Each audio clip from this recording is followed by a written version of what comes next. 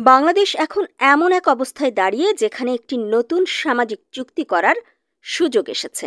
এটি এমন এক চুক্তি যেখানে রাষ্ট্র ও জনগণ, বিশেষ করে যুব সমাজ, অন্তর্ভুক্তিমূলক ব্যবস্থা, ঐতিহ্য, ন্যায় বিচার, মর্যাদা এবং সুযোগের ভিত্তিতে একটি ভবিষ্যৎ একত্রে গড়ে তুলবে।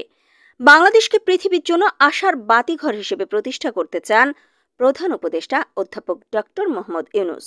তিনি বলেন, আমরা পৃথিবীর জন্য আশার এক বাতিঘর হিসেবে দাঁড়াতে চাই এবং আমাদের বন্ধু ও অংশীদারদের আহ্বান জানাই অন্তর্ভুক্তিমূলক সামাজিক চুক্তি পুনর্লেখনের জন্য।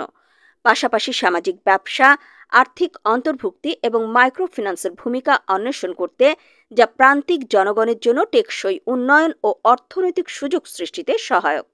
মঙ্গলবার কাতারের দোহায় আর্থনা শীর্ষ সম্মেলন 2025-এর উদ্বোধনী অনুষ্ঠানে দেওয়া বক্তব্যে এসব কথা বলেন প্রধান উপদেষ্টা। জলবায়ু পরিবর্তনের বিরূপ প্রভাব মোকাবেলার উপায় খুঁজতে কাতারে আর্থনা সম্মেলন। লিখিত বক্তব্যে ডক্টর ইউনূস বলেন, সহনশীল বিশ্ব নির্মাণের স্বপ্নের মধ্যেই দ্রুতগতিতে পরিবর্তন হচ্ছে জলবায়ু। ভূ রাজনৈতিক উত্তেজনা আরও গভীর হচ্ছে, বাড়ছে মানবিক সংকট। রোহিঙ্গা প্রসঙ্গ তুলে তিনি বলেন, রোহিঙ্গা সংকট বাংলাদেশের জন্য বড় চ্যালেঞ্জ।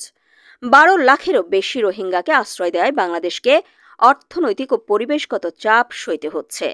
তাদের প্রত্যাবাসনে বিশ্ব নেতাদের উদ্যোগ নেওয়ার আহ্বান জানান তিনি। নির্যাতিত ফিলিস্তিনিদের কথা তুলে ধরে বলেন, মানবাধিকার লঙ্ঘন করে বিশ্ব উন্নয়ন সম্ভব নয়। ফিলিস্তিন কেবল একটি আঞ্চলিক নয়, এটি পুরো মানব জাতির জন্য উদ্বেগের।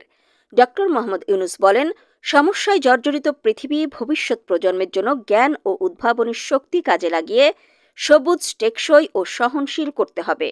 জুলাই অভ্যুত্থানের বীরত্ব গাথা তুলে ধরে বলেন, তরুণরাই বাংলাদেশের প্রাণ, ইতিবাচক পরিবর্তনের চালিকা শক্তি। আমরা এমন এক সময় পার করছি যেখানে বহুপাক্ষিকতা হুমকির মুখে। নতুন নতুন নীতিমালা, প্রযুক্তি এবং শাসন পদ্ধতি আমাদের পৃথিবীকে দ্রুত রূপান্তরিত করছে, যা অতীতের অনেক অনুমানকে অচল করে দিচ্ছে।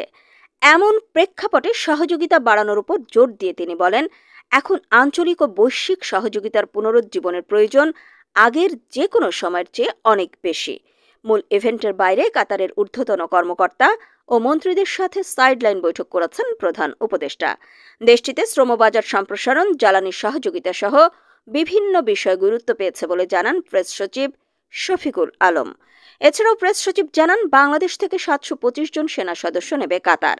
এই শীর্ষ সম্মেলন এমন একটি প্ল্যাটফর্ম হিসেবে কাজ করছে যেখানে ঐতিহ্যবাহী জ্ঞান ও উদ্ভাবনী পন্থাগুলো আধুনিক টেকসই উন্নয়নে কিভাবে অবদান রাখতে পারে তা অনুসন্ধান করা হয়, যা আরও সহনশীল ও অন্তর্ভুক্তিমূলক ভবিষ্যৎ গঠনে সহায়তা করবে।